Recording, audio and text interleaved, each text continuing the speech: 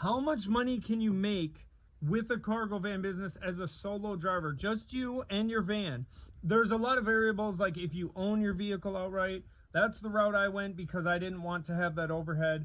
I mean, there's all these other variables, what you want to do, what you're willing to do. Are you willing to drive long? Are you willing to get out of your comfort zone? You can make good money. I was making $1,200 in 3 days. Now it's dwindled down to, in 4 to 5 days, I'm hitting my $800 to $900 a week, which is fine because then I'm not touching my savings at all. So it's still going good, but the variables are so insane. And where you're located, where you're from, you know, all of those things factor. On my YouTube channel, I go more in depth.